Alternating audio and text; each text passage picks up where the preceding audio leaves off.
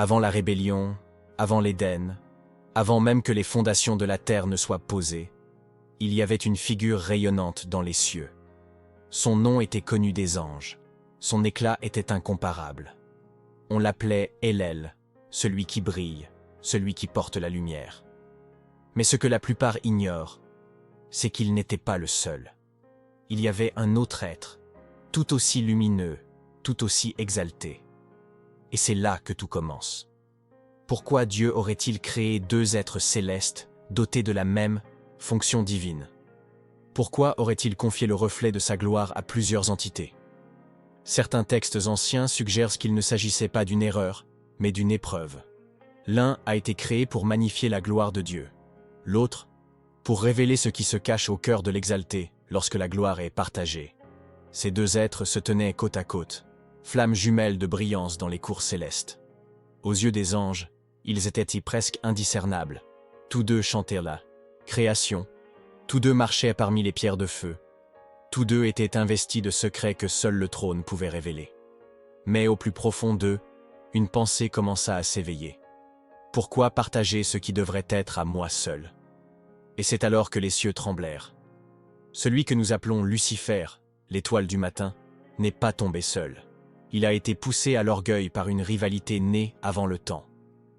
Et si je vous disais que la grande division céleste n'était pas une simple rébellion contre Dieu, mais une guerre entre deux porteurs de lumière, et que l'un d'eux est toujours au ciel? Celui qui resta ne fut ni abattu, ni jugé, ni dépouillé de son éclat. Il était connu sous un autre nom, un nom qui n'est plus prononcé parmi les hommes. Certains écrits apocryphes anciens le désignent sous le nom de Sariel, le prince de la présence. D'autres disent qu'il était appelé Orel, ce qui signifie lumière de Dieu. Tandis que l'un tomba dans la gloire et devint l'adversaire. L'autre absorba la blessure du premier schisme du ciel et garda le silence. Mais silence ne signifie pas paix. Car ce second Lucifer, celui que l'homme ne connaît pas, porte le poids de la tension cosmique. Il observe l'humanité rejeter la faute sur le déchu, ignorant que le conflit céleste était plus profond qu'un simple acte d'orgueil. Certaines traditions murmurent qu'aujourd'hui encore, cet être veille sur le trône, tandis que l'écho de la trahison ternit encore sa lumière. On trouve des allusions à cette tension céleste chez Isaïe et Ézéchiel, mais elles sont subtiles, enfouies sous une prophétie poétique. « Tu étais le sceau de la perfection », dit Ézéchiel 28. Mais à qui le prophète s'adressait-il? Le passage parle d'un roi, certes, mais aussi d'un être qui marchait autrefois en Éden, oint comme gardien. Est-il possible que ces versets ne parlent pas d'un seul être, mais du reflet de deux êtres, l'un qui a chuté, l'autre qui a résisté? Cette guerre, cachée, a divisé bien plus que le ciel. Elle a créé une fracture dans la dimension spirituelle elle-même, un fossé entre gloire et ambition, humilité et soif. Et cette fracture, selon certains mystiques rabbiniques, affecte encore la structure de l'autorité spirituelle. Et si l'ennemi d'autrefois n'était pas le seul à porter le nom de lumière? Et si la véritable guerre n'était pas une question de rébellion, mais d'identité? Dans l'Apocalypse, Jean parle d'une étoile qui tombe du ciel, ouvrant l'abîme. Beaucoup pensent qu'il s'agit de Lucifer, mais l'Apocalypse mentionne également une étoile brillante du matin, offerte en récompense aux justes. Comment les deux peuvent-ils représenter la lumière? À moins que le terme Lucifer n'ait jamais été exclusif, à moins qu'il ne s'agisse d'un rôle et non d'un nom qui pouvait être rempli ou abandonné. D'anciens théologiens chrétiens comme Origène ont laissé entendre que certains êtres angéliques occupaient des rôles qui se chevauchaient et que les fonctions célestes étaient disputées bien avant le début de l'histoire humaine. Si tel est le cas, alors ce qui s'est passé entre ces deux porteurs de lumière n'était pas une simple rivalité. C'était une crise de succession spirituelle, un héritage céleste, et un seul pouvait le transmettre sans corruption. Le mysticisme juif conserve également des traces de cette histoire. Le Zohar parle de Métatron, un être d'une gloire immense qui siège derrière le voile et agit comme le visage divin de la création. Certains érudits suggèrent que Métatron est une référence voilée à l'autre, porteur de lumière, celui qui est resté fidèle. Il n'est ni Dieu, ni un ange déchu, mais quelque chose entre les deux. Un témoin, un vestige d'un équilibre rompu. et c'est peut-être pour cela que tant de choses le concernant sont absentes. Les Écritures nomment clairement l'adversaire. Elles nous mettent en garde contre le trompeur, l'accusateur. Mais l'autre, le fidèle porteur de la lumière est voilé, presque invisible. Pourquoi? Parce que son rôle n'était pas d'être adoré, mais de rester fidèle en silence. Tandis que l'un poursuivait son propre trône, l'autre s'inclinait plus bas. Et ce faisant, il préservait une vérité que nous ne sommes jamais censés oublier. Mais l'humanité a fini par oublier. Au fil du temps, les histoires se sont mélangées, les noms se sont estompés, et le concept de Lucifer est devenu unique. Le déchu, l'ennemi, le grand trompeur. L'idée qu'il y ait eu autrefois deux porteurs de lumière était trop dangereuse, trop déroutante. Les conciles de l'Église ont évité le sujet. Les premiers scribes ont supprimé les références parallèles. Ainsi, l'autre Lucifer, le fidèle, a été effacé des mémoires. Pourtant, des traces de lui subsistent. Dans certains hymnes syriaques anciens, un gardien radieux est loué. Un être porteur du feu divin mais qui ne cherche jamais le trône. Dans des fragments perdus du livre d'Enoch, un personnage mystérieux se tient aux côtés de l'Ancien des Jours, brillant comme un soleil, mais ne parlant jamais. Il observe. Il se souvient. Et peut-être, il attend.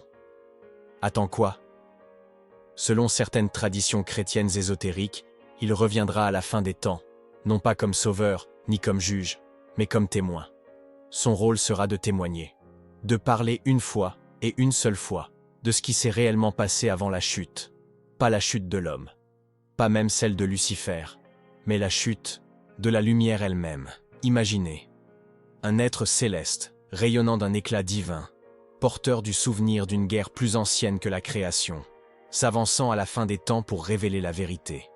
Non pas pour condamner, non pas pour glorifier, mais simplement pour restaurer ce qui a été perdu. La conscience que toute gloire ne mène pas à l'orgueil, et que la lumière, lorsqu'elle est fidèle, peut encore demeurer près du trône. Certains théologiens ont discrètement évoqué cette dualité, mais jamais ouvertement. Les écrits des premiers mystiques du désert mentionnent deux matins dans le ciel, l'un qui se levait, l'autre qui brûlait. Leur signification a été débattue pendant des siècles, mais si nous l'interprétons à travers le prisme de cette vérité cachée, cela suggère que même la lumière peut être divisée, une partie tournée vers l'intérieur, en quête d'adoration, l'autre tournée vers l'extérieur, reflétant la gloire. Et c'est là que réside le secret qui divise encore, aujourd'hui le ciel. Il ne s'agit pas simplement d'une guerre entre Dieu et le diable. C'est une fracture dans l'essence même de la mission divine. Une question cosmique qui résonne encore dans chaque âme. Que ferez-vous de la lumière que vous portez? Magnifierez-vous la source, ou tenterez-vous de la devenir? C'est pourquoi la Bible dit que même Satan se fait passer pour un ange de lumière. Car la lumière en elle-même n'est pas pure, l'intention l'est. La chute du rebelle Lucifer n'était pas seulement due à l'orgueil, c'était à sa tentative de s'approprier ce qui devait être reflété. Et c'est ce qui sépare les deux Lucifers. L'un aspirait à la lumière pour lui-même, l'autre la rendait à Dieu. Et ce porteur de lumière oublié, celui qui est resté fidèle, agit peut-être encore en silence. Il n'apparaît dans aucune généalogie, ne revendique aucun disciple, ne construit aucun autel. Mais sa présence se fait sentir partout où la gloire est redirigée vers Dieu, partout où la lumière est utilisée pour révéler plutôt que pour dominer.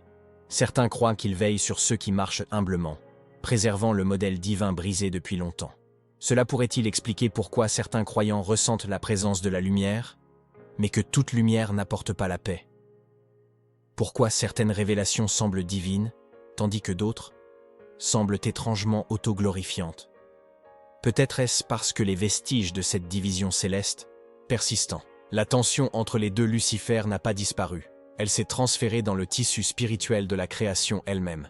Certains manuscrits rares du mysticisme juif primitif décrivent deux lumières placées dans le ciel, l'une pour gouverner le visible, l'autre pour gouverner le caché.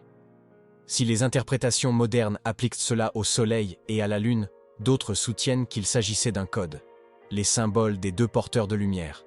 L'un brillait à la vue de tous, l'autre était caché, préservé dans le mystère, attendant le moment fixé. Et peut-être ce moment est-il proche. Des voix prophétiques du monde entier ont commencé à annoncer une grande révélation, non seulement des ténèbres, mais aussi d'une lumière incomprise. Un temps où les masques tomberont, où les noms seront restaurés, et où l'histoire de la fracture du ciel sera racontée à nouveau, non pas avec peur, mais avec clarté. Et à ce moment-là, peut-être que le fidèle porteur de lumière sera enfin à nouveau connu par son nom. Jusque-là, son héritage perdure dans le silence, chez ceux qui ne recherchent pas la gloire, qui brillent seulement pour refléter, non pour dominer. Chaque humble acte d'adoration, chaque serviteur invisible, chaque cœur qui tremble en la présence de Dieu plutôt que de chercher à le manipuler, ce sont des échos de celui qui est resté, celui qui n'a pas chuté, le Lucifer oublié. Et maintenant, nous devons nous demander, pourquoi cette histoire a-t-elle été cachée?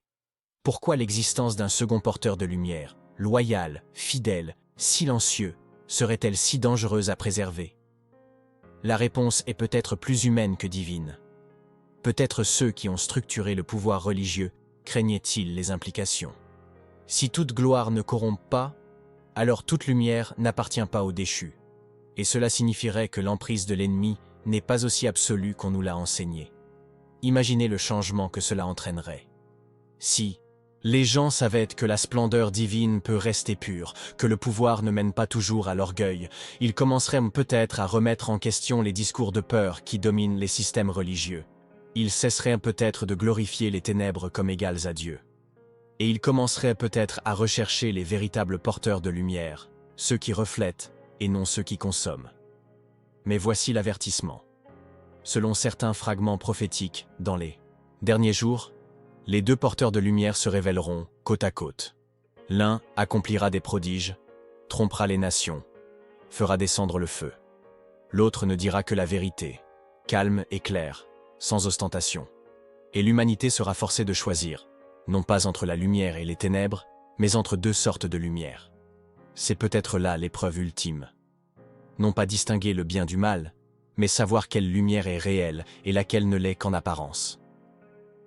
La bataille qui a commencé au ciel n'a jamais été une simple question de rébellion.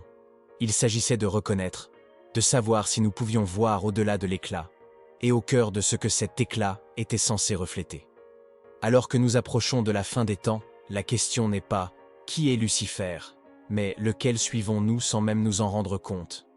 Est-ce celui qui exige l'attention, qui déforme les Écritures, qui reproduit la gloire à des fins personnelles?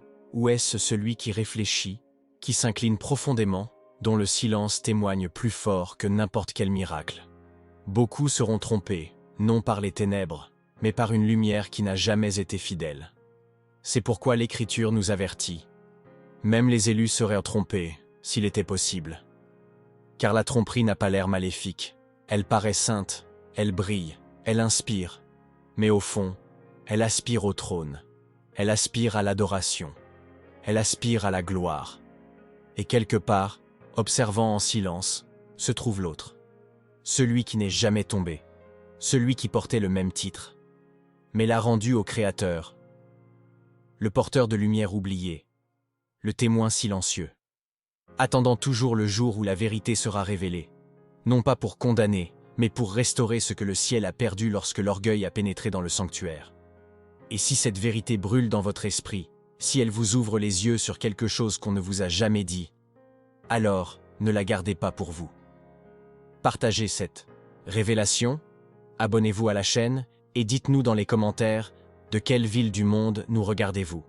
Votre voix compte, et votre lumière, celle de la foi, est plus que jamais nécessaire.